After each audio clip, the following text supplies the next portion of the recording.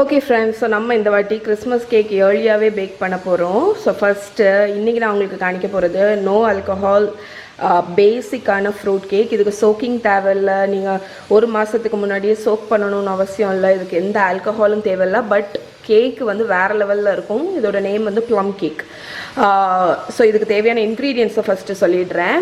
கேக்குக்கு வந்து 1.5 கப் மைதா மாவு, 2 முட்டை, ஒரு பெரிய ஆரஞ்சோட ஜூஸ் எடுத்து வச்சுருக்கேன். அந்த பல்ப்பெல்லாம் எடுத்து மிக்சியில் அரைச்சி வச்சுருக்கேன், அதான் பல்ப்பியாக இருக்குது.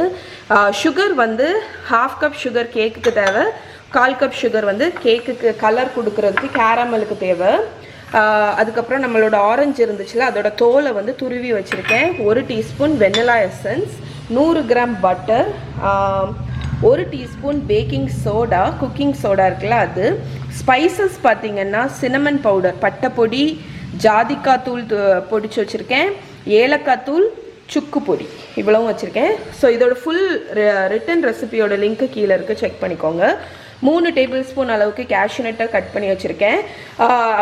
நம்மளோட ட்ரை ஃப்ரூட்ஸ் பார்ட் பார்த்திங்கன்னா சீட்லெஸ் கிஸ்மிஸ், கருப்பு ரேசன்ஸ் வந்து நிறைய யூஸ் பண்ணோம். அதுதான் இந்த கேக்குக்கு டேஸ்ட் கொடுக்கும், மாய்ஸ்ட்னஸ் கொடுக்கும். மிக்ஸ்டு ட்ரை ஃப்ரூட்ஸ் வச்சுருக்கேன். இந்த ஸ்ட்ராபெரி, பைனாப்பிள், கிவி,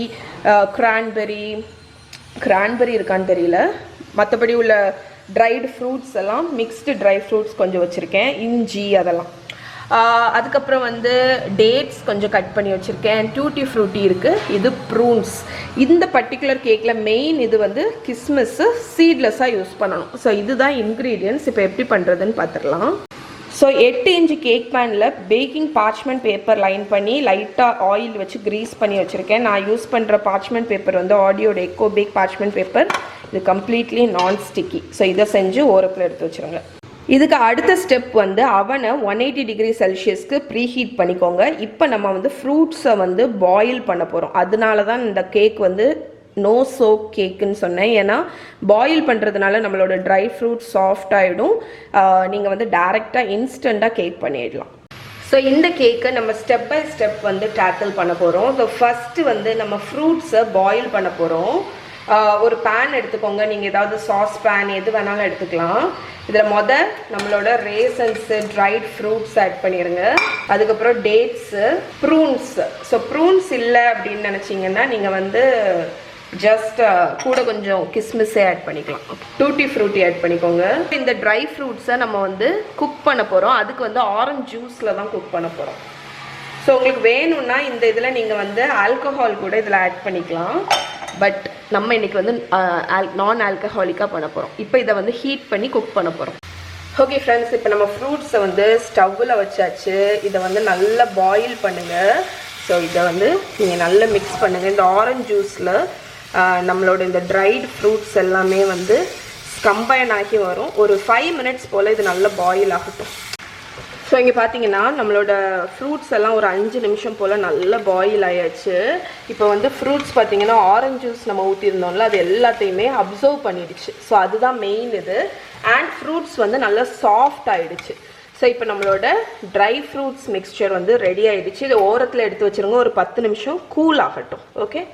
ஸோ இப்போ நம்மளோட அடுத்த ஸ்டெப் பார்த்தீங்கன்னா கேரமல் பண்ணுறது. ஸோ இந்த கேரமல் தான் இந்த ஃப்ரூட் கேக்குன்னு இல்லை, எந்த ஃப்ரூட் கேக்குக்குமே வந்து அந்த கோல்டன், அந்த ப்ரௌன் கலர் வந்து கொடுக்கறது வந்து இந்த சுகர் கேரமல் தான்.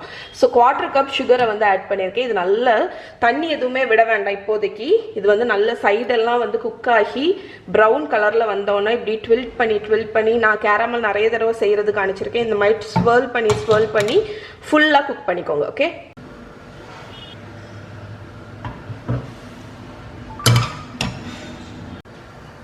ஸோ இங்கே பாருங்கள், நம்மளோட கேரமல் வந்து நான் இந்த மாதிரி ஸ்வர்ல் பண்ணுங்கள். கேரமல் எப்போவுமே கரண்டியை வச்சு மிக்ஸ் பண்ணாதீங்க. இந்த மாதிரி நீங்கள் ஒரு பேனை ஸ்வர்ல் பண்ணிகிட்டே இருந்தாலே உங்களுக்கு ஸ்மூத்தான கேரமல் கிடச்சிக்கும். ஸோ இப்போ பார்த்தீங்கன்னா சுகர் வந்து கம்ப்ளீட்டாக மெல்ட் ஆயிடுச்சு. இனி இது இன்னும் கொஞ்சம் டார்க் கலர் ஆனதுக்கப்புறமாட்டு நான் ஒரு 1/4 கப்புக்கும் கொஞ்சம் குறைவாக தண்ணி எடுத்து வச்சுருக்கேன். அதை நீங்கள் வந்து இதில் விடணும். ஏன்னா வந்து இல்லாட்டி இது ஹார்ட் ஆயிரும். இதுதான் நம்ம கேக்கில் விட போகிறோம். ஓகே. ஸோ இந்த டைமில் நீங்கள் அடுப்பை குறைச்சி வச்சுருங்க. இப்போ வந்து ஆல்மோஸ்ட் அந்த கலர் வந்துடுச்சு பாருங்கள். ஸோ இந்த டைமில் நம்ம தண்ணியை ஊற்றிடலாம். ஸோ இப்போ இந்த கலர் வரும். இந்த கலர் வந்ததுக்கப்புறம் நீங்கள் தண்ணியை ஊற்றிடுங்க. தண்ணி ஊற்றிட்டு அடுப்பை ஆஃப் பண்ணிடுங்க.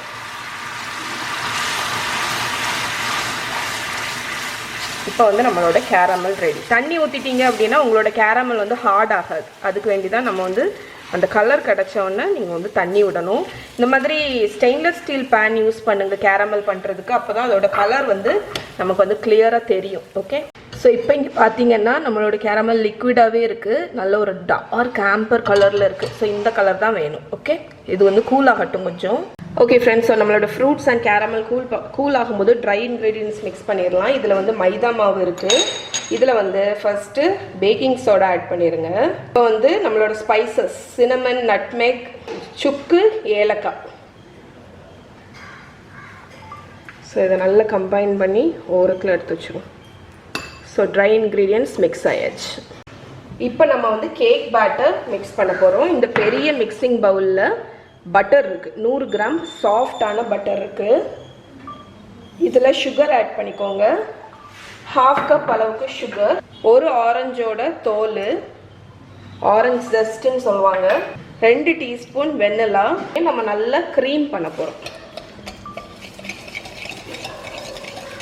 2-3 மினிட்ஸ் நல்லா க்ரீம் பண்ணிடுங்க. ஸோ இப்போ இங்கே பாருங்கள், நம்மளோட பட்டர் சுகர் நல்ல க்ரீம் ஆயாச்சு. இப்போ இதில் வந்து எக் ஆட் பண்ண போகிறோம். 2 முட்டை ஆட் பண்ணிடுங்க. உங்களுக்கு எக்லெஸ் கேக் வேணும்னு நினச்சிங்கன்னா கீழே டிஸ்கிரிப்ஷனில் ஒரு லிங்க் கொடுக்குறேன், அதில் செக் பண்ணிக்கோங்க. ஸோ முட்டை ஆட் பண்ணிவிட்டு அதையும் இந்த பட்டர் சுகர் கூட நல்லா கம்பைன் பண்ணிடுங்க. ஸோ நம்மளோட butter and sugar and egg நல்லா மிக்ஸ் ஆயிடுச்சு. ஸோ இப்போ நம்மளோட பேட்டர் வந்து ரெடி ஆயிடுச்சு. இதில் நம்மளோட ட்ரை இன்க்ரீடியன்ட்ஸ் ஆட் பண்ணிடலாம். நம்ம வச்சுருக்கிறத மொத்தமாக ஆட் பண்ணிடலாம். கட் பண்ணி வச்சுருக்கிற கேஷ்யூ நட்ஸ், நம்ம குக் பண்ணி வச்சுருக்கிற ட்ரை ஃப்ரூட்ஸ் ஆட் பண்ணிடலாம். நிறைய ட்ரை ஃப்ரூட்ஸ் இருக்கிற மாதிரி இருக்கும், பட் அதுதான் உங்களுக்கு வந்து டேஸ்ட். ஹோம்மேட் நம்ம பண்ணுறது, நம்ம தாராளமாக ட்ரை ஃப்ரூட்ஸ் போட்டுக்கலாம். இப்போ இதிலேயே நம்ம வந்து குக் பண்ணி வச்சுருக்கிற அந்த கேரமலையும் ஆட் பண்ணிடுங்க.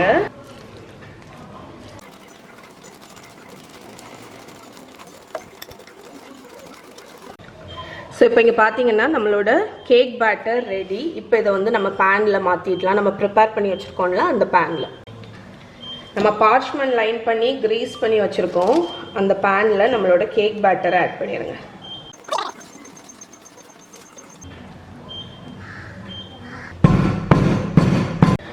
ஓகே ஃப்ரெண்ட்ஸ், இப்போ நம்ம வந்து கேக் பேனில் ஊற்றி நல்லா ஈவன் பண்ணி நல்லா 2-3 தடவை டேப் பண்ணியாச்சு. இப்போ இது அவனில் பேக் பண்ணிடலாம். அவனை வந்து 180 டிகிரி செல்சியஸ்க்கு ப்ரீ ஹீட் பண்ணியிருக்கேன்.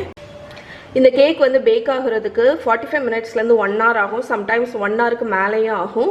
ஸோ ஒரு டூத் பிக்கை உள்ளே விட்டு பாருங்கள், க்ளீனாக வந்துச்சு அப்படின்னா பேக் ஆகிடுச்சின்னு அர்த்தம். ஸோ 180 டிகிரி செல்சியஸில் 1 hour நான் பேக் பண்ணி எடுத்துகிட்டு எப்படி இருக்குன்னு நினைக்கிறேன். நான் இன்றைக்கி கேக்கை வந்து அகாரோ OTG அவனில் தான் பேக் பண்ணுறேன். ஸோ இந்த அவனோட லிங்க் பார்த்தீங்கன்னா கீழே டிஸ்கிரிப்ஷனில் இருக்குது, செக் பண்ணுங்கள். ஓகே ஃப்ரெண்ட்ஸ், நம்ம கேக் வந்து கிட்டத்தட்ட 1 hour பேக் ஆகிருக்கு. இப்போ கம்ப்ளீட்டாக கூல் ஆகிடுச்சு. இப்போ நான் வந்து இன்வெர்ட் பண்ணிட்டேன். எவ்வளோ மாய்ஸ்டாக இருக்குது பாருங்கள். ஸோ கேக் வந்து செம்ம மாய்ஸ்ட்டு. ஸோ நம்மளோட கேக்கோட டெக்ஸ்சர் பாருங்கள், ஃபுல்லாக ஃப்ரூட்ஸ், பேக்ட் வித் ஃப்ரூட்ஸ் தான். அவ்வளோ மாய்ஸ்ட்டாக இருக்குது, செம்ம டேஸ்ட்டாக இருக்கும். இந்த ப்ளம் கேக்கை கண்டிப்பாக ட்ரை பண்ணி பாருங்கள். இங்கே பாருங்கள், நம்மளோட ஃப்ரூட் கேக், ப்ளம் கேக் சூப்பராக ரெடி ஆகிடுச்சு. ரொம்ப மாய்ஸ்ட்டாக இருக்கும், செம்ம நிறைய ஃப்ரூட்ஸ் வந்து பேக் ஆகி இருக்கும். இதோட ஃபுல் ரிட்டன் ரெசிபி வேணும் அப்படின்னு நினச்சிங்கன்னா உங்களுக்கு நான் வந்து கிராம் மெஷர்மெண்ட்ஸோடி என்னோடய பிளாகில் எழுதியிருக்கேன், yummy.aarthi.comல.